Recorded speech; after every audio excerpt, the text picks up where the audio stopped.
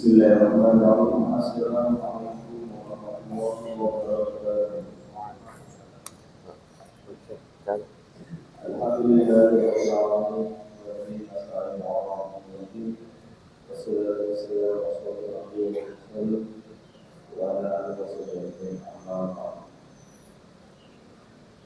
Rabbi shrah li sadri wa yassir li amri wa hlul 'uqdatam Bapak, Ibu, hadirin Allah. Pertama-tama marilah kita alihkan puji syukur kepada Allah Subhanahu wa taala. Berkat rahmat-Nya kita bisa berkumpul di subuh pada pagi hari ini dalam menjalankan salah satu tuntunan yaitu salat berjamaah. Salawat salam taala kita panjatkan pada Nabi Muhammad sallallahu alaihi wasallam beserta keluarganya, para sahabatnya, dan insyaallah kita sebagai umat yang akan mendapat syafaatnya di dunia ini. Bapak Ibu hadirin Allah,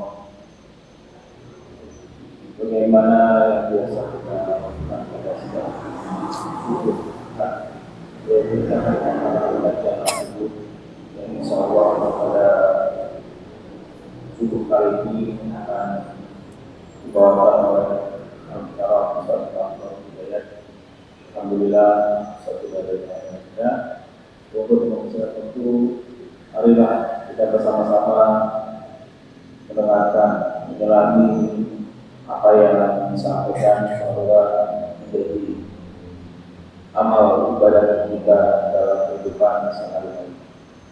Demikian saya sampaikan. Assalamualaikum warahmatullahi wabarakatuh. Ada Pak Ustaz.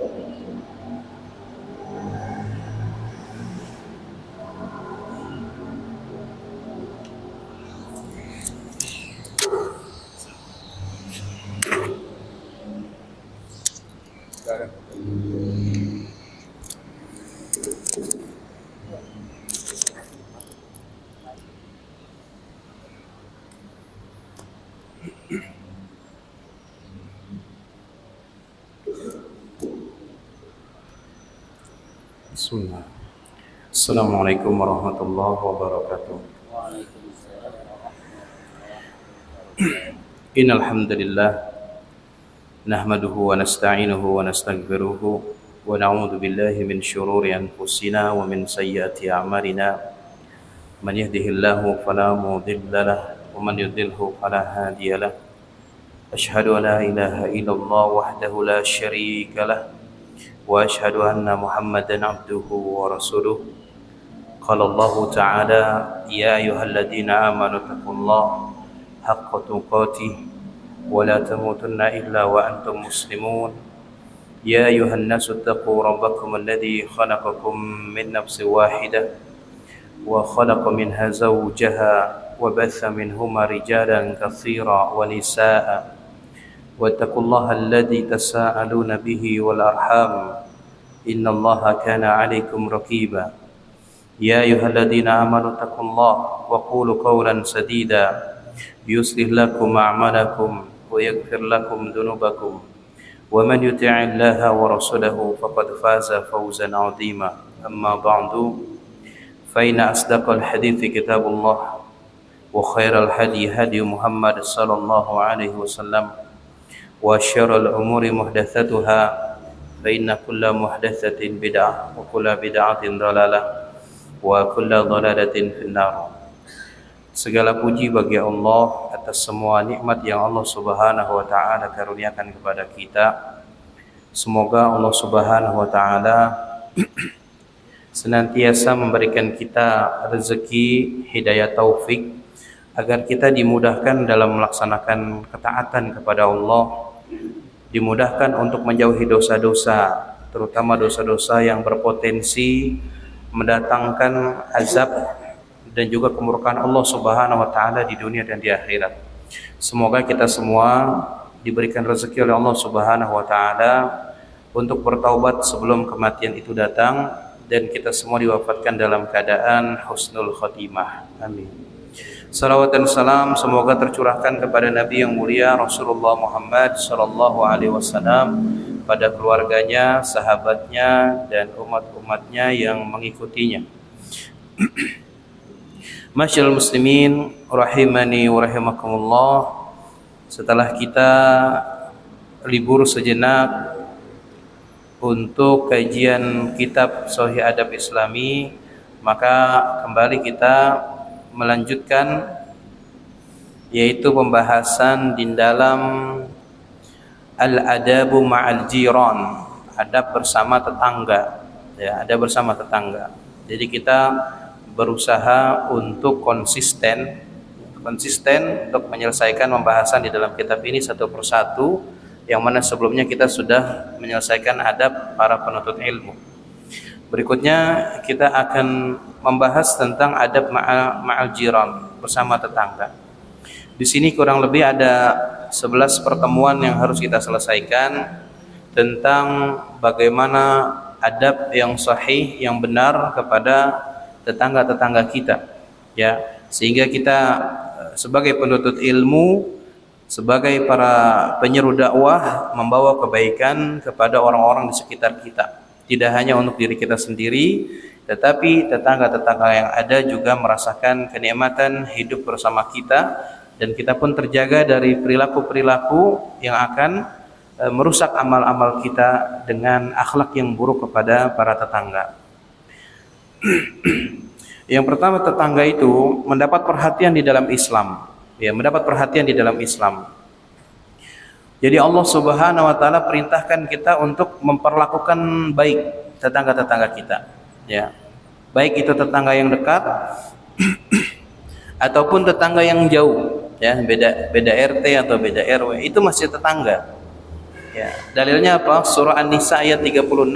Allah Subhanahu wa taala mengatakan, wabil walidaini ihsana, berbuat baiklah kepada kedua orang tua, wabidil qurba, kepada karib kerabat, wal yatama wal masakin, kepada anak yatim dan orang-orang miskin, wal jari dil qurba wal jaril junub, kemudian kepada tetangga yang dekat atau kepada tetangga yang jauh. Itu harus diperlakukan dengan baik. Perlakukan dengan baik. Tidak boleh kemudian membuat suatu perkara yang menyakiti tetangga kita, ya. Baik dengan suara, baik dengan aroma bau yang tidak sedap, ya. Kemudian perilaku-perilaku yang lainnya yang menyebabkan tetangganya marah atau terjadi perselisihan, ya. Dan ini banyak terjadi, gitu ya. Makanya ini harus kita tanggulangi dengan menuntut ilmu. Ya. Nanti ada kemudian tetangga yang memiliki kendaraan suaranya kencang, mengganggu yang sakit. Ada yang memelihara hewan sehingga aromanya ini mengganggu tetangganya dan lain sebagainya. Maka Allah Subhanahu wa taala perintahkan kita untuk berlaku baik, ya, dalam semua hal, berlaku baik dalam semua hal, ya.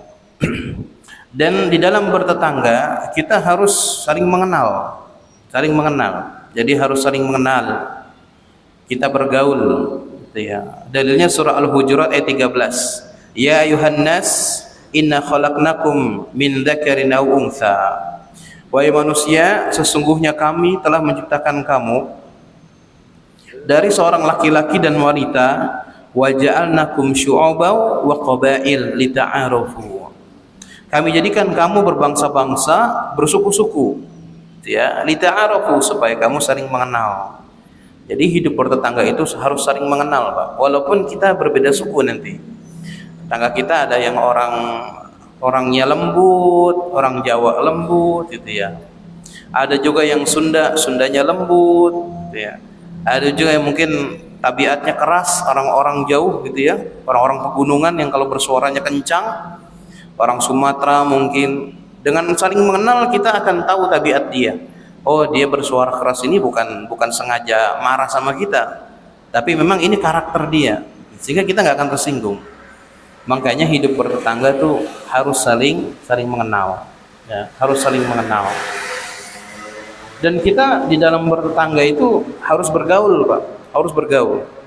Kita bergaul, dan yang namanya kita bergaul sama manusia pasti ada kurangnya. Maka dituntut kita harus bersabar, Setelah kita bergaul dengan tetangga, maka kita bersabar terhadap hal-hal yang kita nggak sukain, gitu ya. Bersabar. Lihat Nabi SAW bersabda di dalam hadis riwayat Ibnu Majah, Rasulullah bersabda, al-mu'minul ladzi, orang-orang mukmin yang yukhalitun nas, yang dia bergaul dengan manusia, wa yasbiru ala adahum, dan kemudian dia bersabar atas gangguan-gangguan mereka. Dia bergaul dan dia bersabar atas gangguan mereka. A'zamu ajran minal mu'minina alladzina la yukhalitun nas wa la yasbiru ala adahum. Itu lebih baik ya daripada seorang muslim yang dia tidak mau bergaul dan tidak mau bersabar atas gangguan mereka. Jadi seorang mukmin itu, Pak, dia bergaul dan bersabar. Karena kalau kita mukmin, apalagi kita dai, apalagi DKM, gampang baper, gampang perasaan gitu ya, ngambek, dikit-dikit ngambek. Gimana dakwahnya? Gimana caranya mengajarkan kebaikan? Gitu. Justru kita penyeru dakwah ini, para DKM ini penyeru dakwah, Pak, yang harus menebarkan kebaikan. Ya, kita ajakin terus ke masjid, gitu ya. Maka bersabar, gitu. Harus bersabar. Apa kabarnya kalau misalnya para dai itu baper kemudian akhirnya ninggalin umat? Ya, bukankah kita pernah dengar kisahnya Nabi siapa yang ditelandikan paus, Pak? Ditelandikan paus? Yunus. Itu kan ninggalin kaumnya, capek. Apa hukumannya, Pak? Ditelandikan paus. Jadi nggak boleh kita dalam dakwah itu kemudian kita udahlah masa bodoh gitu, jangan. Terus sampaikan kebaikan itu, sampaikan dan bersabar atas perilaku mereka sama kita. Itulah bertetangga. Lihat kata Nabi, al-mu'minul ladzi yukhalitun nas, dia bergaul kepada manusia, wa yasbiru, dan dia bersabar atas gangguan mereka. Itu lebih baik daripada orang-orang mukmin yang tidak mau bergaul dan tidak mau bersabar atas manusia. Ya, makanya kita itu dituntut ibadah kepada Allah, bukan hanya kepada Allah saja, tapi harus memperhatikan hubungan sesama manusia. Jadi bukan mukmin yang sejati keimanannya, bukan orang soleh. Seandainya dia hanya ibadah saja, tapi sama tetangga nggak bagus, bukan. Tapi Bapak dan Ibu, dia ibadah kepada Allah, tapi juga dia memperhatikan hubungannya dengan tetangga-tetangganya. Ya. Masyiral muslimin rahimani wa rahimakumullah. Kemudian tetangga yang baik itu adalah salah satu bentuk kenikmatan dari Allah Subhanahu wa taala. Ya. Sampai di dalam kitab Adabul Mufrad, Nabi sallallahu alaihi wasallam beliau menyampaikan min sa'adatil mar'i, yang termasuk bentuk kebahagiaan seorang muslim adalah yang pertama al-maskanul wasi', tempat tinggal yang luas. Tempat tinggal yang lapang, yang luas, itu salah satu kenikmatan. Ya. Kemudian yang kedua, wal jarus salih, tetangga yang saleh, tetangga yang baik, tetangga yang perhatian, tetangga yang tidak mengganggu. Ini bentuk kenikmatan. Ya.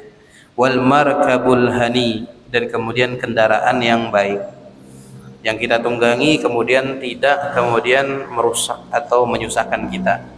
Ini bentuk dari kenikmatan yang Allah berikan kepada kita.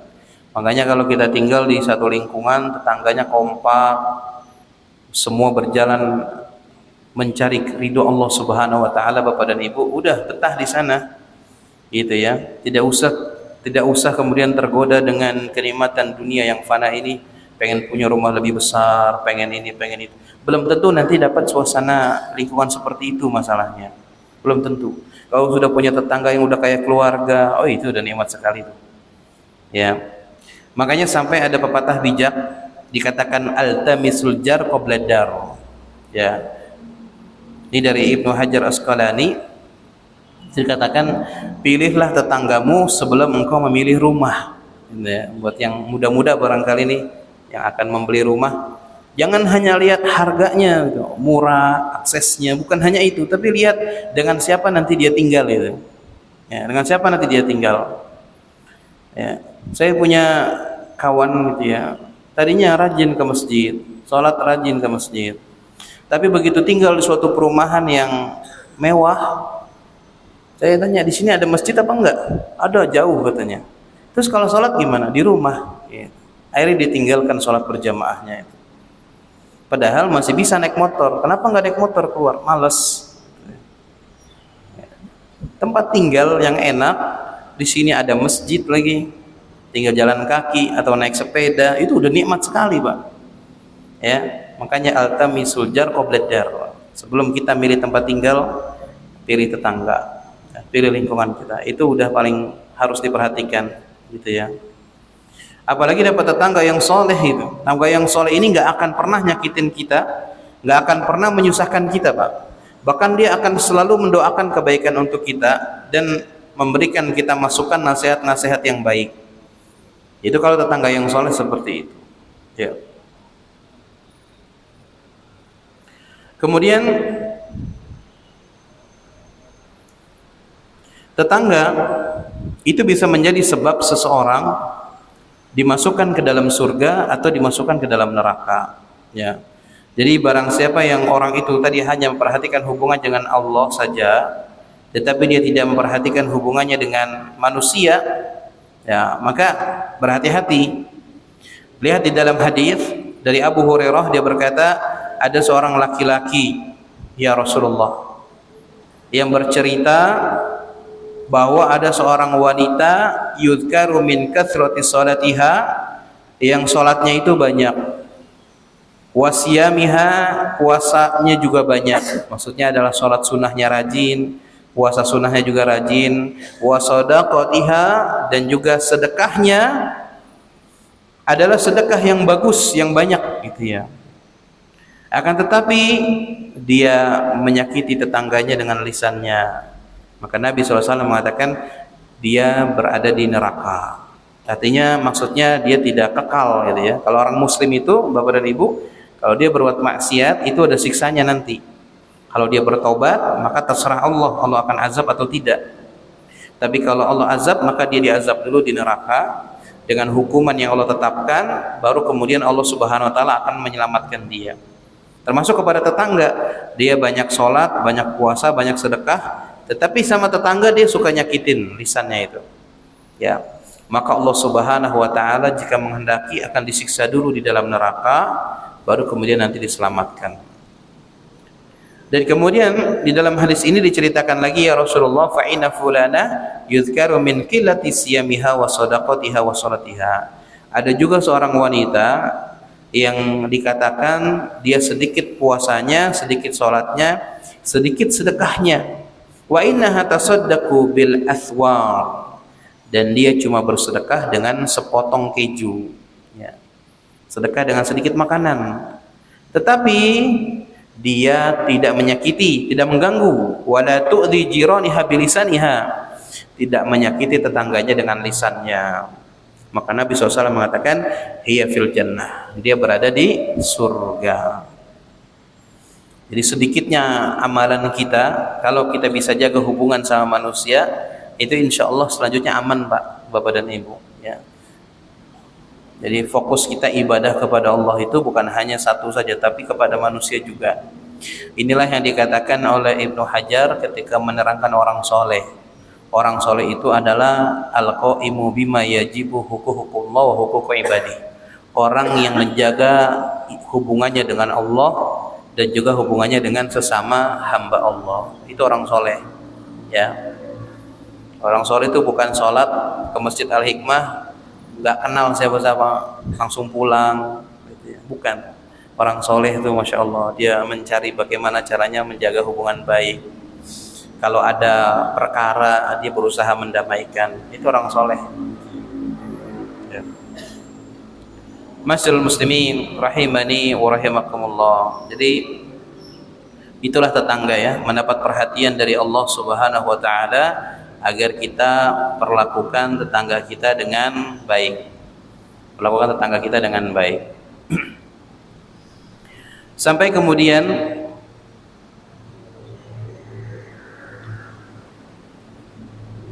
Nabi SAW memberikan peringatan kepada kita tentang hak-hak para tetangga ini, ya, tentang hak-hak para tetangga ini. Di dalam hadis yang panjang ini dikeluarkan dari Tabrani, ini Nabi menceritakan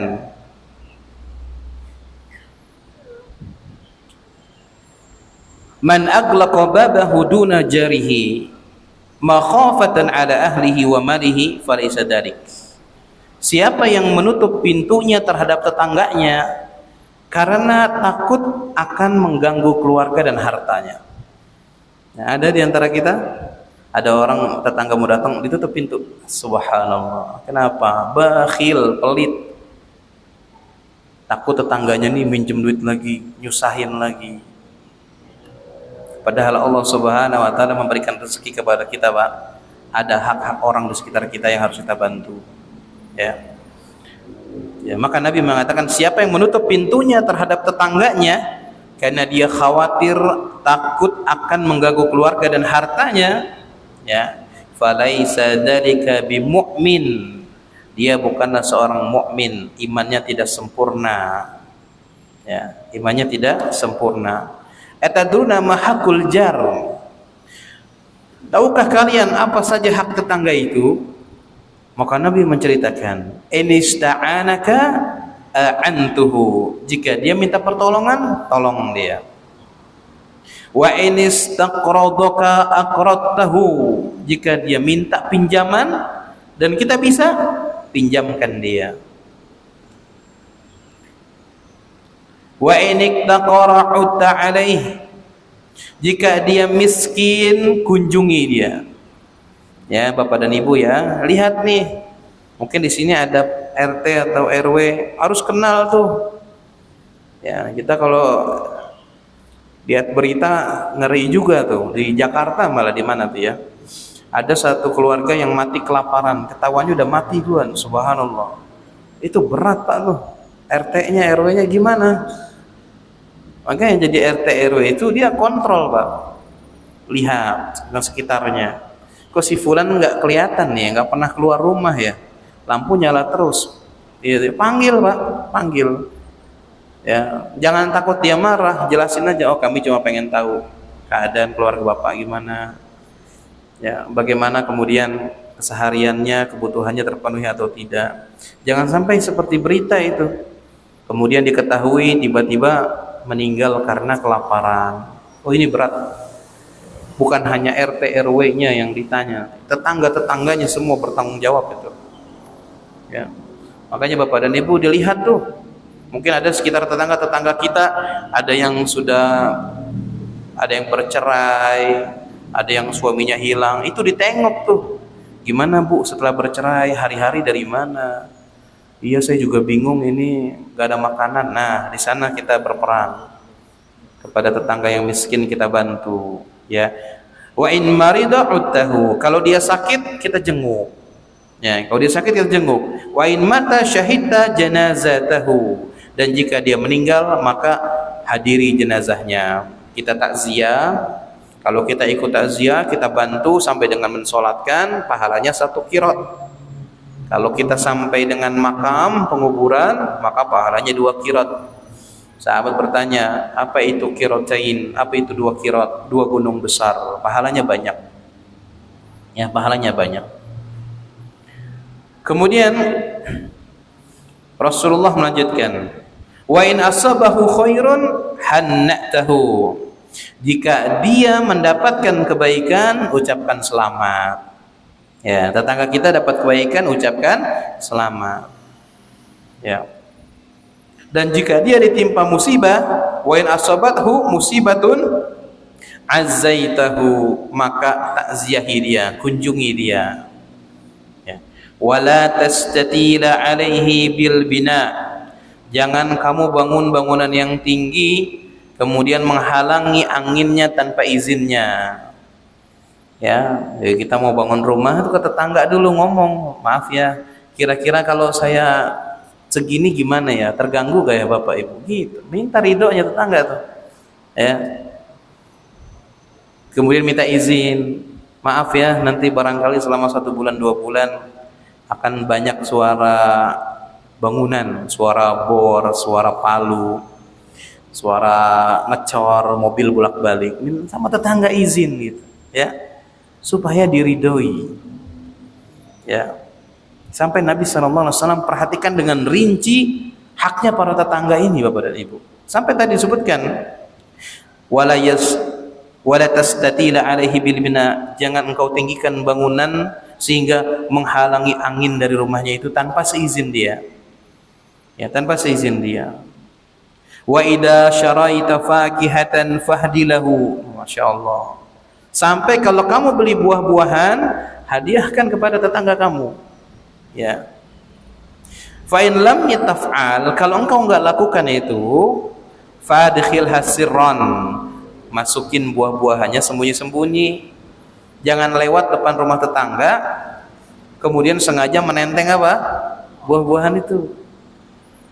Kalau kita nggak mau apa? Nggak mau berbagi. Sampai seperti itu, Pak. Ya. Sampai lihat. Wala yakhruj biha waladuka liyaghidha biha waladahu. Jangan biarkan anakmu keluar dengan membawa buah-buahan itu sehingga membuat anak tetanggamu merasa iri. Ya, membuat anak tetanggamu merasa iri. Wala tu'dhihi biqithari qadraka illa an taghrifa lahu minha. Dan jangan kamu mengganggu tetanggamu dengan asap dapurmu kecuali jika kamu memberinya sedikit, walaupun sedikit. Jadi kita masak, ada aromanya, bagi tetangganya, berbagi tetangganya, gitu ya. Sampai Nabi SAW jelaskan dengan rinci. Anak-anak kita berikan mainan, kita sampaikan, nak, kalau ini dibawa keluar, ingat kalau ada yang minjem, pinjemin. Gitu. Ya, kalau kamu nggak mau minjemin, lebih baik jangan dibawa keluar mainannya, main di rumah aja. Karena Nabi mengatakan tadi, jangan bikin anak tetanggamu kemudian iri, gitu ya, kemudian iri. Maka masyaallah muslimin rahimani wa rahimakumullah, sampai di dalam lafaz hadis yang lain dikatakan Nabi SAW menjelaskan kepada kami hak tetangga sampai kami mengira tetangga itu berhak dapat harta waris. Ya, sampai kami kira tetangga tuh bakal berhak dapat harta warisan. Padahal kan enggak ya, emang enggak. Cuma Nabi sampai merinci begitu besarnya hak tetangga itu. Begitu besarnya hak tetangga itu, ya. Maka masyaallah muslimin rahimani wa rahimakumullah, daya kita perhatikan bagaimana kedudukan tetangga-tetangga kita, ya, yang sampai Nabi SAW perhatikan atau sampaikan kepada kita untuk berbagi buah-buahan yang kita bawa. Kalau kita tidak mau berbagi, maka hendaknya disembunyikan ketika membawanya.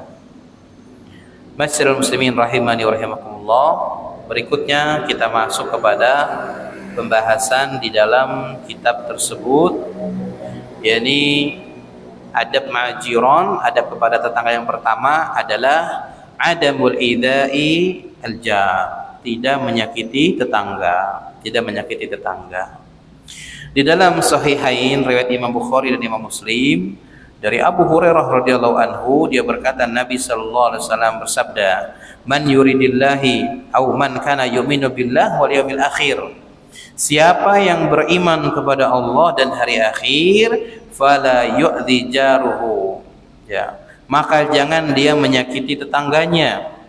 Jangan dia sakiti tetangganya.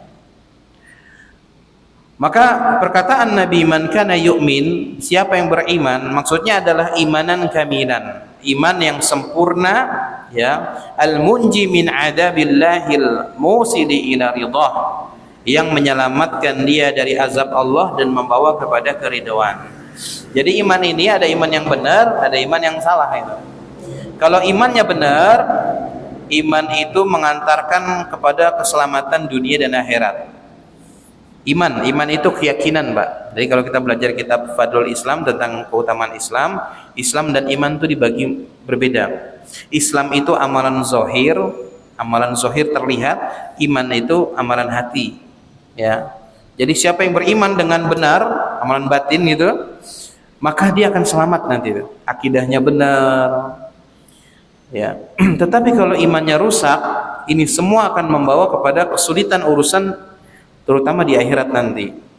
Salah pilih guru, diajarinya yang buruk-buruk tuh akidahnya. Ya. Akhirnya muncullah banyak orang-orang yang kemudian berlebihan kepada satu orang yang dia gulukan, yang dia berlebihan padanya. Contohnya kan muncul tuh ya, kakek-kakek yang menyebut namanya Mamak Gufron itu kan, Mamak Gufron itu luar biasa, mengajarkan akidah yang sangat sesat sekali, ya. Dan pengikutnya itu semuanya dibodohi, ya. Ngaku bisa menjaga gawang neraka, ngaku bisa mengejar malaikat hujan, gitu ya. Bisa bahasa semut, bahasa bidadari, ya. Sampai muridnya mengatakan kalau nanti di alam kubur malaikat munkar nakir nanya, man rabbuka, jawab aja Gufron katanya. Subhanallah. Siapa Tuhanmu? Kita jawab Gufron. Siapa nabimu? Kita jawab Gufron. Apa enggak disabet langsung itu sama malaikat munkar nakir itu. Subhanallah, ya. Dan muridnya itu luar biasa banyak dan dibodohi semuanya. Ini kalau salah iman berbahaya. Tapi kalau imannya benar, al-iman imanan kamilan, iman yang sempurna yang akan menyelamatkan dia, ya. Kemudian yang dimaksud dengan yaumil akhir, hari akhir, hari kiamat adalah yaumil qiyamah wa summiya bidzalika li'annahu la yauma ba'dahu. Maksudnya hari kiamat yang tidak ada lagi hari setelahnya. Itulah hari terakhir dunia. Hari ditiupkan sangkakala yang pertama dan kemudian ditiupkan sangkakala yang kedua dibangkitkan. Ya, jadi kita masuk kepada pembahasan apa itu hari kiamat nih. Ya. Jadi siapa yang beriman kepada Allah dan hari akhir, hendaknya dia tidak mengganggu tetangganya. Nah, kita akan jelaskan dulu di sini apa saja yang disebut dengan hari kiamat itu supaya lebih meresap kepada kita. Ya, supaya lebih meresap kepada kita. Yaumul akhir atau hari akhir itu ini disebut juga di dalam Al-Qur'an dengan banyak nama. Ya, dengan banyak nama. Yang pertama disebut dengan Yaumul Ba'ats. Yang disebutkan dalam surah Ar-Rum ayat 56, Pak. Laqad labithtum fi kitabillahi ila yaumil ba'ats. Sungguh kami telah membuat engkau berdiam di dalam kubur dengan ketetapan Allah. Ya, ila yaumil ba'ats, sampai hari engkau dibangkitkan. Fa hada yaumul ba'ats, inilah hari berbangkit, tetapi engkau tidak mengetahuinya. Jadi yaumil akhir itu disebut juga dengan yaumul ba'ats, hari berbangkit. Ya. Sampai Nabi SAW bersabda, yub'atsu kullu 'abdin 'ala ma mata 'alaihi. Setiap hamba akan dibangkitkan dari kuburnya sesuai dengan keadaan tatkala dia meninggal. Sampai di dalam hadis yang lain, Nabi di sini memerintahkan sahabat, di antaranya Ibnu Abbas, ketika menceritakan ada orang laki-laki ya, sedang bersama Nabi, kemudian jatuh dari unta dalam keadaan sedang berihram, maka kemudian meninggal dunia. Maka Nabi SAW perintahkan mandikan dia, kemudian kafani dia dengan 2 helai kain, jangan juga diberi wewangian, jangan pula ditutup kepalanya, karena nanti dia akan dibangkitkan pada hari kiamat dalam keadaan sedang bertalbiyah. Ya, sebagaimana dia mati dalam keadaan itu, khusus orang yang berihram dia akan dibangkitkan nanti sedang bertalbiyah. Ya. Lihat juga di dalam hadis yang diriwayatkan Imam Bukhari nomor 5533, "Ma min maqlumin yuqlamu fi sabilillahi illa jaa yaumal qiyamah." Tidaklah setiap luka yang didapatkan karena berjuang di jalan Allah, kecuali akan datang pada hari kiamat dengan keadaan seperti di hari saat ia terluka, warnanya merah darah dan baunya bau kasturi. Luka itu jamaah akan menjadi saksi di hadapan Allah atas perjuangan dia dalam keadaan berperang. Jadi hari kiamat itu hari dibangkitkan manusia sebagaimana sebagaimana dia menutup akhir hidupnya. Ya.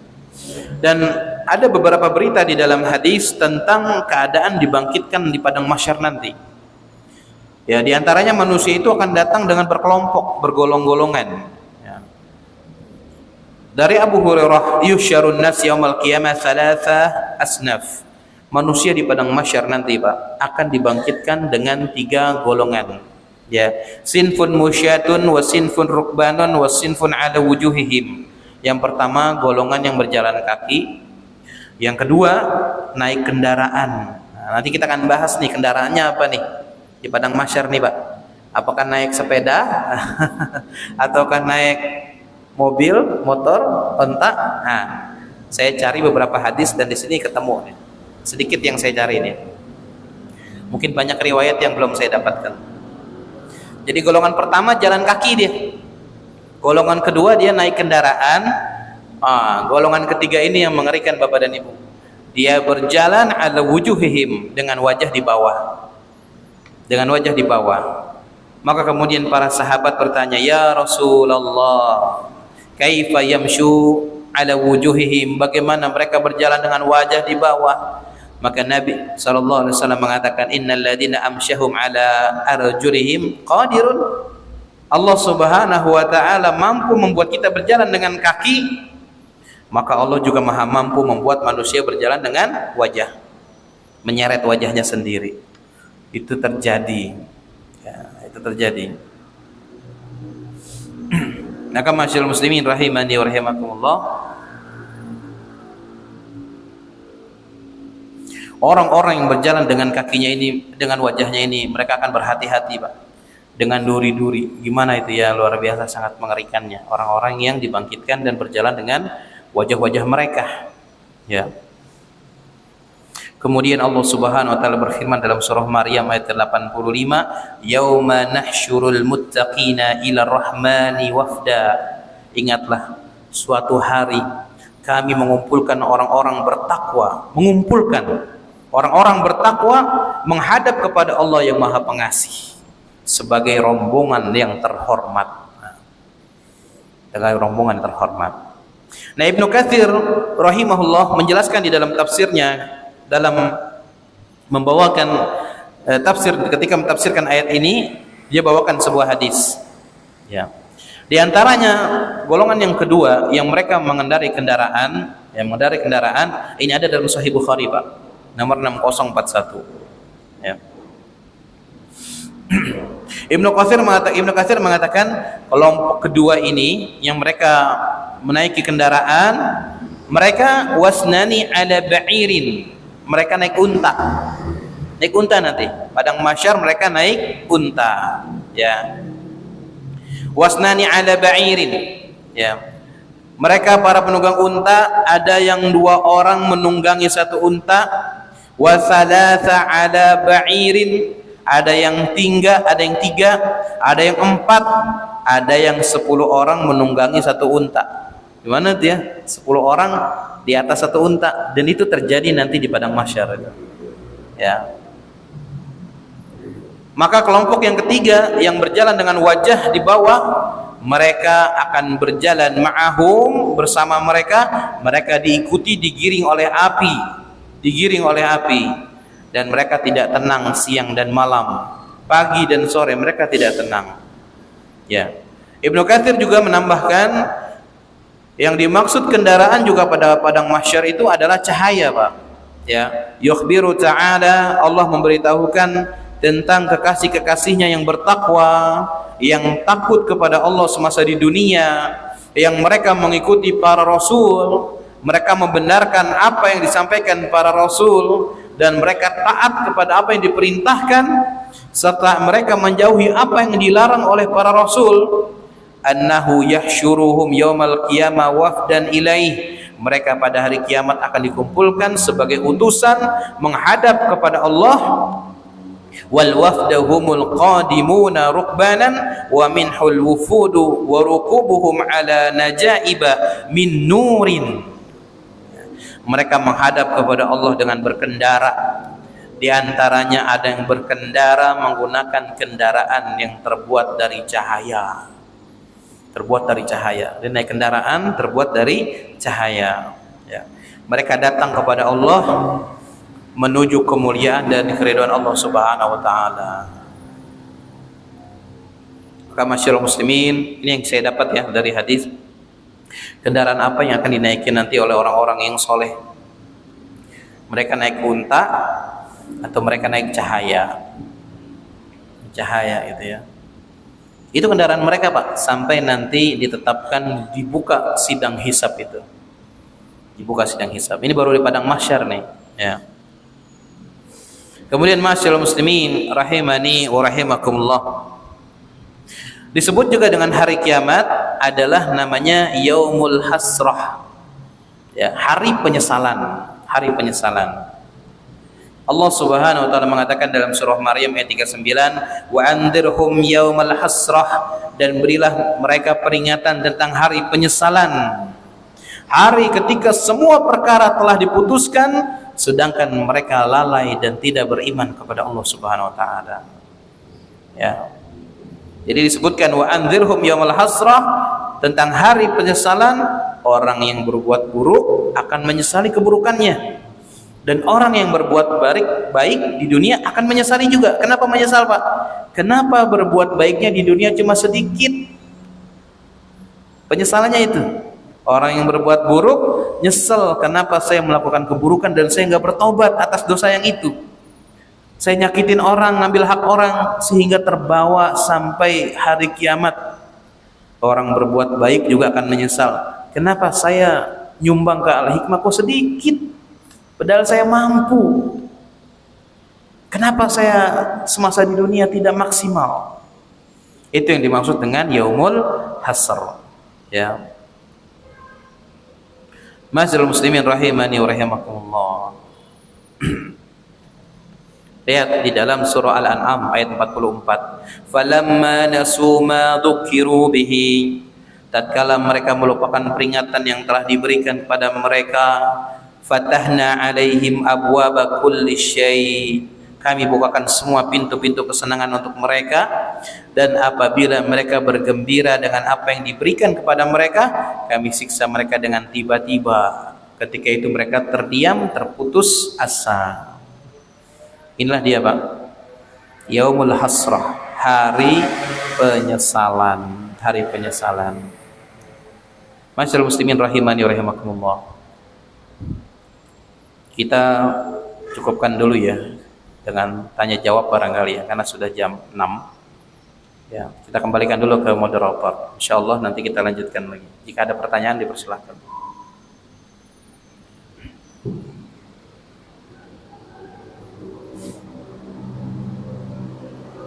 Alhamdulillah sudah kita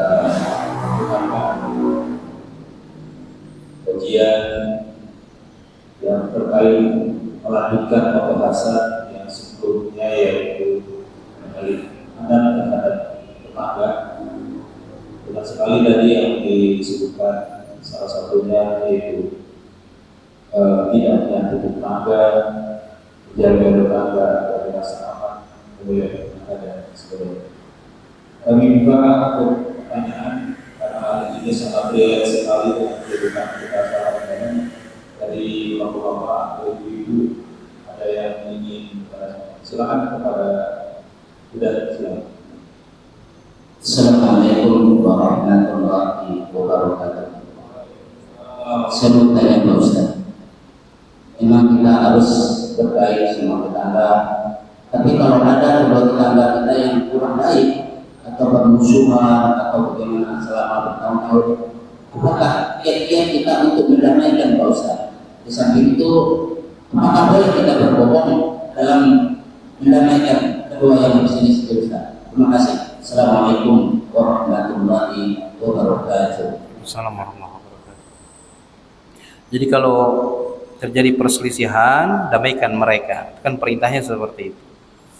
Bagaimana caranya Ustaz? Boleh gak kita berbohong? Gitu ya. Saya tidak tahu Pak. Tidak tahu apakah ini hadisnya sahih atau tidak ya. Barangkali nanti ada yang bisa membantu. Kalau hadisnya sahih, memang saya pernah dengar itu. Bohong itu untuk boleh beberapa perkara ya. Bohongnya suami istri, salah satunya juga adalah bohong untuk menamaikan perkara. Kalau itu hadisnya sahih, maka silahkan. Bohongnya juga jangan berlebihan gitu ya, jangan berlebihan.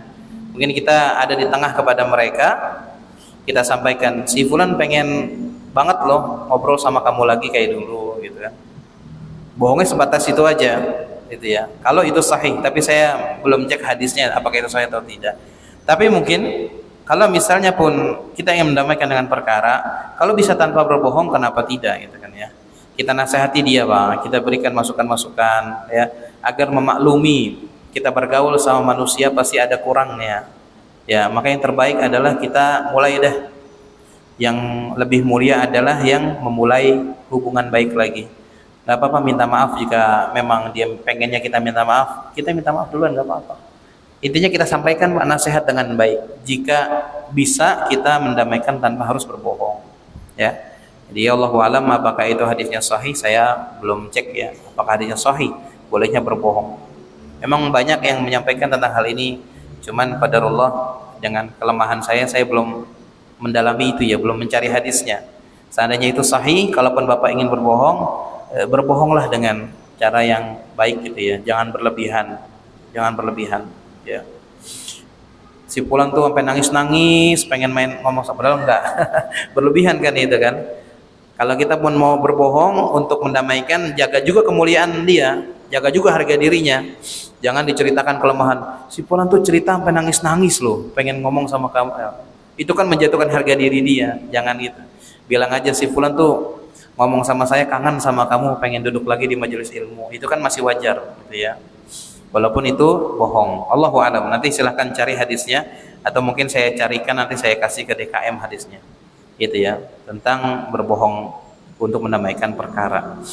Jadi udah bertahun-tahun masih kayak begitu, damaikan Pak. Semampu kita.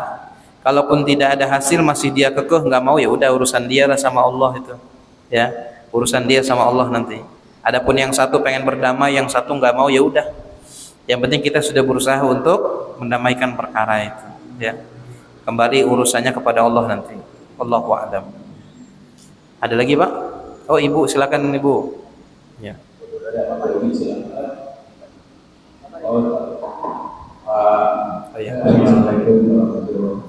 Waalaikumsalam warahmatullahi wabarakatuh.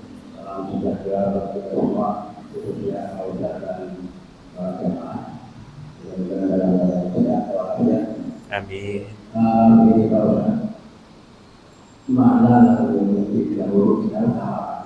Gimana Pak? Mana yang kita lakukan antara tetangga dengan keluarga. Dengan keluarga. Antara keluarga. Oh iya, iya. Masalahnya adalah mungkin mereka membutuhkan bantuan. Ya. Jadi mana yang kita antara keluarga kita, kalau mana dalam keadaan sakit ya. Lalu kalau enggak dalam keadaan sakit, mana yang harus kita dahulukan? Bisa membantu keluarga kita dulu atau ada dulu? Iya. Atau sekarang dulu. Assalamualaikum warahmatullahi wabarakatuh. Waalaikumsalam warahmatullahi wabarakatuh. Semoga Allah juga menjaga dan memberikan keberkahan kepada usia Bapak dan keluarga. Ya. Jadi kalau ditanya yang lebih utama mana, kita kembali tadi di dalam surah An-Nisa ayat ke-36 Pak. Allah perintahkan ada urutannya nih. Wabil walidaini ihsana, berbuat baik pertama pada orang tua. Wabidil kurba, karib kerabat. Saudara dulu Pak, karib kerabat, anak yatim, orang miskin, wa jari dil kurba wal jari dil junub, dan kemudian kepada tetangga yang dekat dan tetangga yang jauh. Jadi karib kerabat dulu Pak, kalau kita mengikuti ini. Tetapi seandainya kita mau bandingkan, maka lihat Pak, prioritas, skala prioritas gitu ya. Mendahulukan yang utama. Seandainya lebih darurat tetangga kita, dua-duanya sakit nih. Ya, jenguk yang mana ya? Tetangga ini sudah koma, sudah benar-benar udah nggak sadar gitu ya. Sementara dia sahabat kita, dekat sekali sama dia. Sementara saudara kita yang sakit mungkin masih dalam keadaan tidak terlalu darurat gitu ya untuk dijenguk, maka kita sejenak untuk mendahulukan tetangga kita, baru kemudian kita jenguk saudara kita. Mungkin kalau dalam hal sakit kayak gitu. Kalau dalam hal sedekah, Ustadz, saya mau ngasih bantuan ke yang mana, saudara atau tetangga kita? Lihat lagi skalanya, Pak. Tetangga kita minjem buat darurat nih, buat bayar kontrakan. Kalau dia nggak bayar hari itu, dia akan diusir. Tetapi saudara kita minjem buat apa? Buat jalan-jalan gitu ya barangkali. Kira-kira yang mana yang lebih penting, Pak? Maka lihat yang paling penting yang mana didahulukan. Kalau bisa dibagi maka dibagi lebih baik gitu kan ya. Allahu a'lam. Intinya Bapak harus melihat yang mana yang paling jadi prioritas gitu ya. Tapi kalau melihat yang mana yang paling ada di hati kita, yang harus kita dahulukan adalah karib kerabat dulu. Jangan sampai tetangga hubungannya baik tapi karib kerabat ternyata tidak pernah kita perhatikan. Nah, itu yang salah. Tapi dalam beramal maka ada fikih aulawiyat, ada fikih skala prioritas yang mana kita dahulukan gitu ya. Allahu a'lam.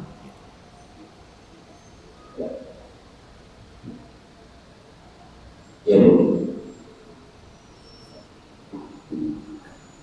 Assalamualaikum warahmatullahi wabarakatuh. Waalaikumsalam warahmatullahi wabarakatuh.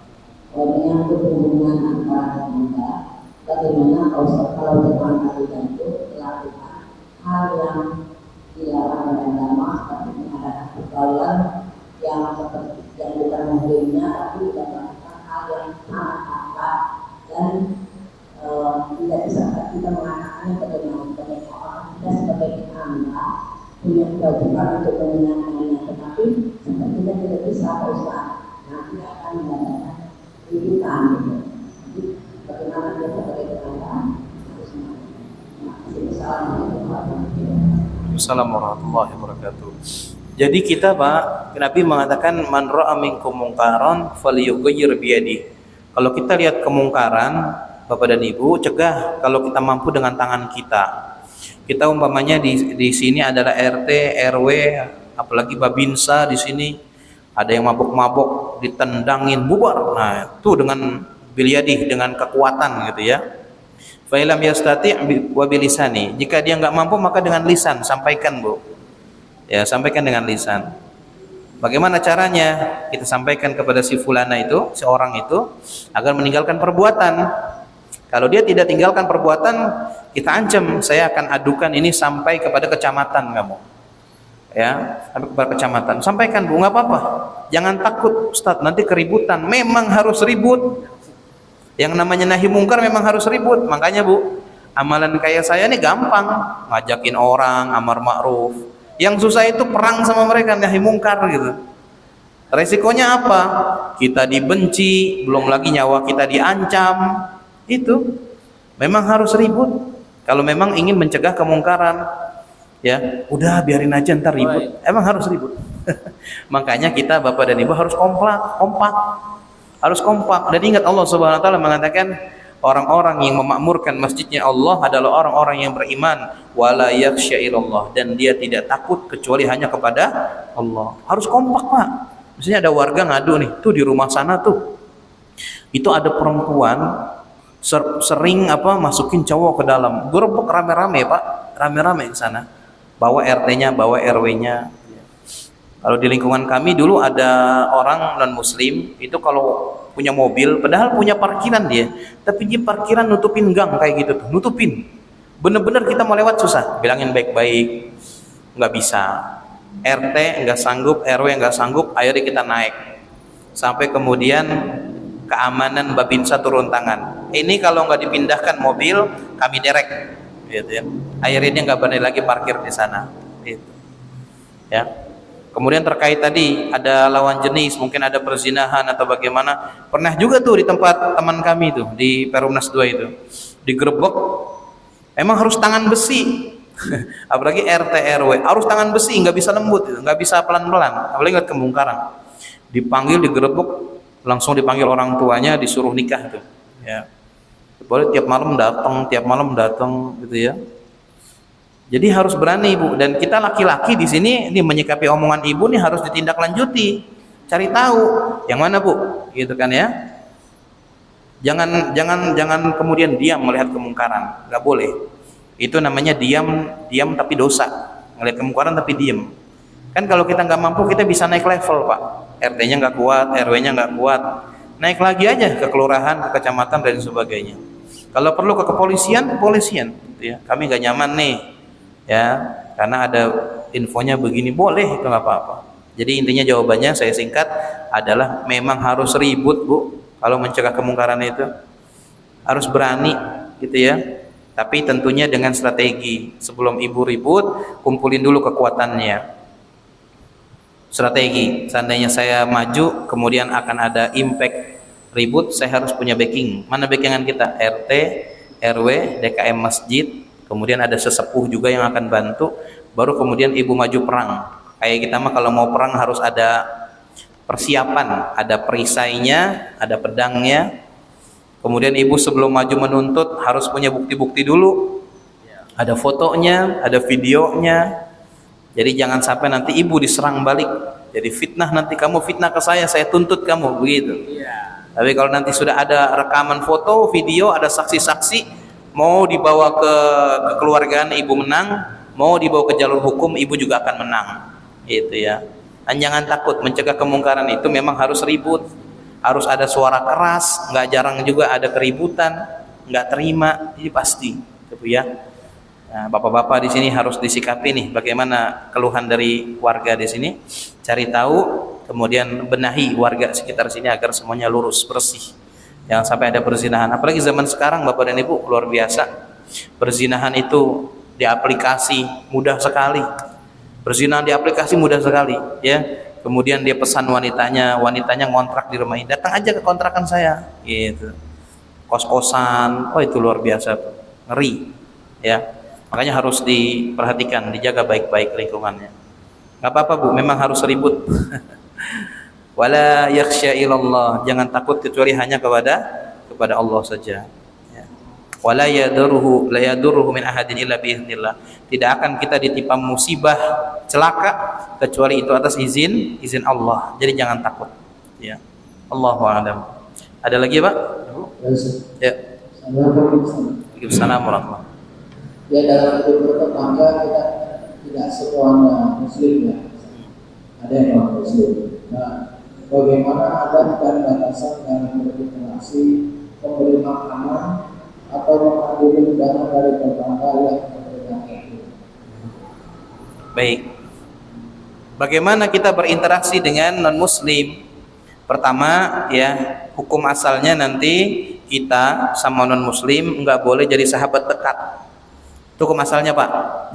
Jangan jadiin sahabat dekat, ya, karena mereka itu sebenarnya nggak akan ridho sampai kita masuk ke dalam agama mereka.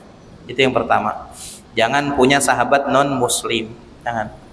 Yang kedua, tetap sebagai tetangga tidak boleh menyakiti dengan suara, misalnya ya, misalnya kita setel murotal pun tidak boleh keluar rumah. Ya, tidak boleh keluar rumah karena tidak semuanya akan senang. Ada yang pulang kerja, ada yang lagi sakit. Pokoknya suara dalam rumah jangan ada yang keluar, Pak. Walaupun itu murotal, gitu ya. Kemudian yang ketiga, ya, kepada batasan kita kepada tetangga kita berlaku hukum lawan jenis juga. Tetangga kita misalnya sedang tidak pakai aurat, tidak pakai yang namanya perempuan non muslim ya, nggak pakai, maka kita jangan sering-sering bergaul ngobrol sama dia. Mentang-mentang sebelahan ngobrol, fitnah juga tuh. Ya, fitnah juga tuh, nggak boleh. Kecuali mungkin yang non muslimnya laki, kita laki ngobrol. Tapi si perempuannya ada non muslim, kita di situ ngobrol. Jangan.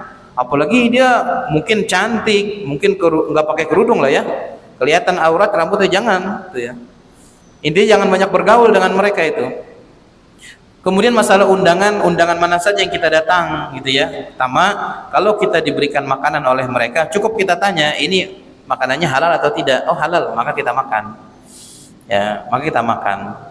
Kita terima hadiah dari mereka nggak masalah. Sebagaimana orang Yahudi juga pernah memberikan hadiah kepada Nabi, kita terima sama. Ustaz, tapi mereka dari usaha yang haram, mungkin dari bank. Orang Yahudi dulu juga usahanya riba, tapi Nabi terima juga hadiahnya, nggak masalah itu, ya. Kemudian kalau undangannya misalnya sifatnya makanan, dikasih makan, kita makan. Misalnya undangan nikah gimana Ustaz? Lihat di sana, mudorotnya banyak gak? Kalau banyak di sana, tentu saja ya non muslim tidak pakai penutup aurat, sebaiknya jangan datang. Bahkan bukan cuma non muslim, Pak. Muslim pun kalau ngundang kita tanya acaranya gimana di sana. Oh, di sana dangdutan, pakai biduannya yang seksi-seksi. acaranya nggak syar'i, antum jangan datang Pak, nggak wajib datang kalau acaranya memang kayak begitu. Cukup nanti datang ke rumahnya, ucapan selamat itu udah lebih aman gitu ya. Jangankan non muslim, muslim juga kalau acaranya batil nggak boleh datang gitu, jangan gitu ya. Gitu. Kemudian undangan bagaimana kalau misalnya ada yang meninggal dunia, ya meninggal dunia, sekedar bertetangga datang mengucapkan bela sungkawa nggak masalah. Tapi jangan sekali-kali sampai pada acara pemakaman agamanya, jangan.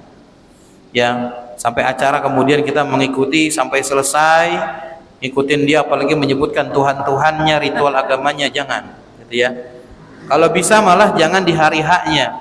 Besoknya ketemu baru kita ucapkan bela sungkawanya atau melalui WA gitu ya. Itu juga tetap menjaga hubungan dengan baik. Intinya undangan yang kita datang adalah jangan sampai undangan yang ada masalah keyakinan agama dia. Itu nggak boleh gitu. Begitu kita diam di situ lagi, itu diam dalam dosa juga tuh. Mencegah kemungkaran enggak, malah kita diam di sana. Itu Pak batasannya Pak ya. Intinya pertama jangan jadiin sahabat. Cukup tetangga aja. Yang kedua, kalaupun ngobrol berdua, pastikan sesama jenis. Perempuan-perempuan, laki juga laki. Ini jangankan non muslim Pak, sesama muslim pun begitu. Kalau umpamanya istri teman kita lagi nyapu depan rumah, walaupun Pak menutup aurat, jangan kita datengin. Ngobrol jangan. Ya, fitnah jangan. Walaupun dia muslimah, ya pakai kerudung, kita datangin ngobrol, jangan. Sejenis, laki dengan laki, perempuan dengan perempuan, ya. Kita main ke rumah teman kita gitu ya, walaupun muslim, cuma ada istrinya doang, jangan berani-berani masuk walaupun sangat dekat sama teman kita, jangan. Ya, kalau saya pribadi, Pak, kalau ketemu papasan nih sama istri teman saya, salam pun saya enggak Pak, ngelihat pun saya enggak, ngeri, fitnah gitu ya.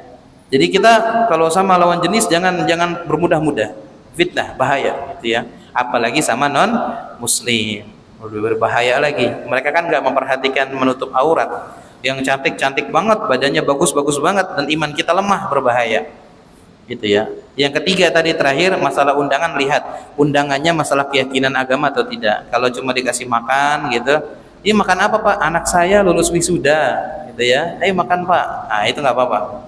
Tapi kalau misalnya ada keyakinan di sana, nah ini jangan kita ikut. Allahu a'lam. Barangkali ini Pak ya. Terima kasih kepada Ustaz atas jawaban-jawabannya. Masya Allah, Pak. Dan mudah-mudahan ini bisa kita amalkan di kehidupan kita sehari-hari. Dan kami ucapkan juga terima kasih pada Bapak Ibu yang atas kehadirannya pada hari ini. Sebelum ditutup, ada beberapa pengumuman yang kami sampaikan. Yang pertama dari panitia Al-Qurban, bahwa Masjid Al-Hikmah mengadakan penyediaan sapi hewan kurban. Dalam hal ini ada sapi tipe A dan sapi tipe B. Sapi tipe A itu dengan patungan sebesar 4.800.000 dan sapi tipe B dengan patungan 3.800.000. Dan untuk sampai saat ini, alhamdulillah yang sudah terdaftar untuk patungan sapi itu ada sapi grade B sudah terkumpul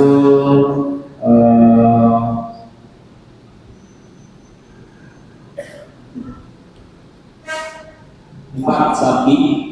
Alhamdulillah, cuma yang sapi keempat baru ada 6 orang, kurang 1 orang. Jadi bagi jamaah yang ingin ikut patungan sapi masih dibuka untuk pendaftarannya. Untuk sapi keempat masih kurang 1 orang, dan kami juga membuka apabila ada yang berminat. Jadi kita akan sampai sapi yang kelima, 6, 7, 8, 10. Jadi silakan. Dan untuk pendaftaran untuk hewan kurban kami, alhamdulillah sudah ada 1 orang yang mendaftar.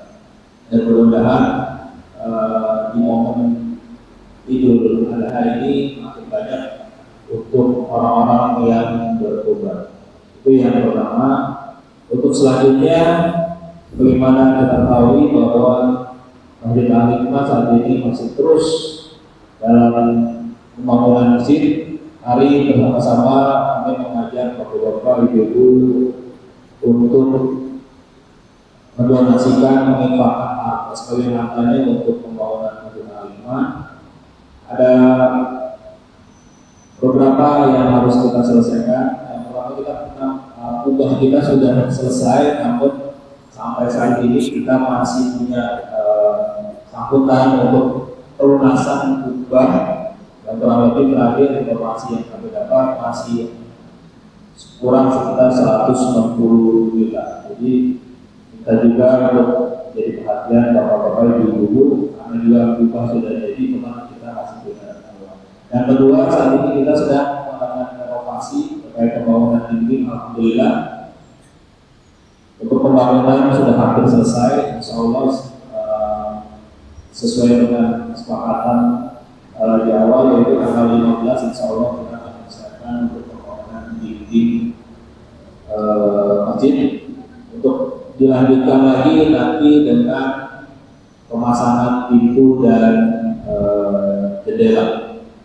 Oleh karena itu kami mengajak sekali lagi kepada bapak-bapak, ibu-ibu guna untuk cepat menyelesaikan pembangunan masjid, perlu support dari bapak-bapak, ibu-ibu sekalian. Untuk selanjutnya, bosan-bosan kami selalu mengingatkan, marilah kita senantiasa memakmurkan masjid kita tercinta ini. Jadi masjid kita membangun, tapi juga kita membangun untuk memakmurkan masjid kita yang cinta ini dengan salah satunya yaitu dengan menghadiri sholat-sholat berjamaah dan kajian-kajian ilmuwan yang difasilitasi oleh DKM. Seperti itu untuk maklumat yang kami sampaikan. Untuk selanjutnya Ustaz izin untuk doa ya. Ya, bismillah. Allahumma shalli ala Muhammad wa ala ali Muhammad kama shallaita ala Ibrahim wa ala ali Ibrahim innaka Hamidum Majid. Wa barik ala Muhammad wa ala ali Muhammad kama barakta ala Ibrahim wa ala ali Ibrahim innaka Hamidum Majid. اللهم اغفر للمسلمين والمسلمات والمؤمنين والمؤمنات إنك سميع قريب مجيب دعوات. ربنا لا تزغ قلوبنا بعد إذ هديتنا وهب لنا من لدنك رحمة إنك أنت الوهاب.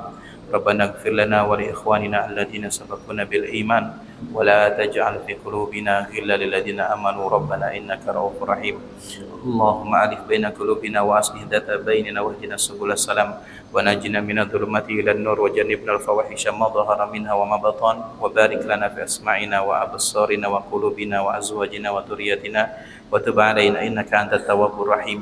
اللهم إنا نسألك الجنة ونعوذ بك من النار. اللهم إنا نسألك الجنة ونعوذ بك من النار. اللهم إنا نسألك الجنة ونعوذ بك من النار. اللهم ربنا آتنا في الدنيا حسنة وفي الآخرة حسنة وقنا عذاب النار. Terima kasih. Mari bersama-sama kita tutup kajian kita pada malam ini dengan doa. Subhanakallahumma Wassalamualaikum warahmatullahi wabarakatuh. Waalaikumsalam.